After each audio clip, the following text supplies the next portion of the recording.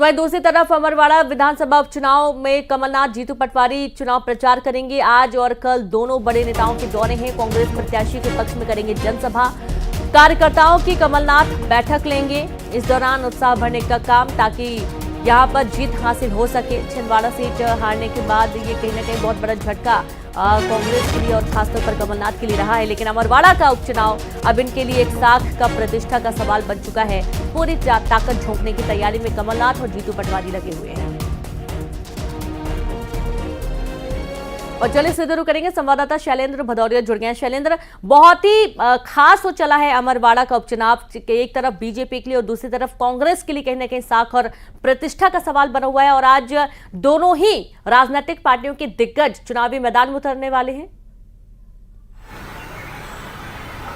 बिल्कुल रेनू, आपने ठीक कहा कि छिंदवाड़ा का चुनाव अब दोनों ही पार्टियों के लिए साख का सवाल हो गया है। देखिए, बीजेपी के लिए इसलिए भी है कि देखिए सत्ता में वो है और हाल ही में लोकसभा चुनाव में 29 की 29 सीटें जीती हैं। छिंदवाड़ा को भी जीतने में बीजेपी कामयाब रही हो, तो ऐसे में अमरवाड़ा अब उनके लिए प्रतिष्ठा का सवाल बन गया है कि हर हाल में अमरवाड़ा का चुनाव जीतना है। अगर बात कांग्रेस की करें तो कांग्रेस को जिस तरीके से हार मिली है, उसके बाद अब कमलनाथ के गढ़ में जो पहली बार चुनाव हो रहा है, तो ऐसे में अब कमलनाथ की प्रतिष्ठा भी दांव पर है और साथ ही जीतू पटवारी की प्रतिष्ठा भी दांव पर है, क्योंकि जब से वो अध्यक्ष बने हैं उसके बाद जो है मध्य प्रदेश में जो लोकसभा के चुनाव हुए सबके सब सीटें जो हार गए। और ऐसे में अब पहला बाई इलेक्शन हो रहा है, तो जीतू पटवारी के लिए परीक्षा की घड़ी। यदि वो इस चुनाव को जीतते हैं तो ये माना जाएगा कि उनको कुशल रणनीतिकार के तौर पर वो पहचाने जाएंगे। लेकिन दोनों ही राजनीतिक दलों के दिग्गज जो है वो आज और कल अमरवाड़ा में अपना डेरा जमाएंगे। जिस तरीके से मुख्यमंत्री डॉक्टर मोहन यादव आज शाम 5 बजे के आसपास अमरवाड़ा पहुंचेंगे, वहां वो विभिन्न संगठन, चाहे वो व्यापारिकों, सामाजिक संगठनों के साथ बैठकें करेंगे और रात्रि विश्राम भी वो अमरवाड़ा में आज करने वाले हैं। इसके बाद सुबह से वो फिर अलग अलग जो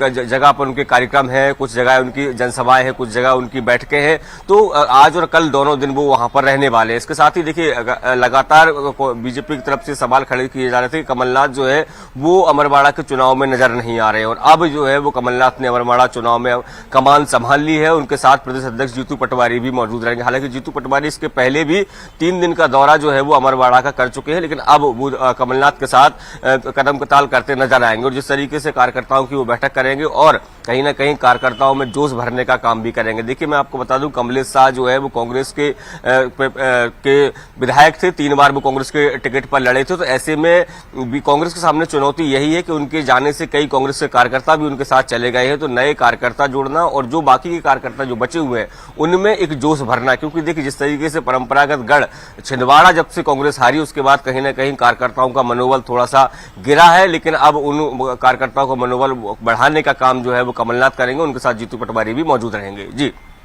बहुत शुक्रिया आपका शैलेंद्र, तमाम जानकारी साझा करने के लिए। तो इस तरीके से एक तरफ जहां मुख्यमंत्री डॉक्टर मोहन यादव पहुंचेंगे और वहीं दूसरी तरफ कमलनाथ भी पहुंचेंगे चुनावी प्रचार के लिए। कुछ और अहम खबरों का जिक्र करेंगे।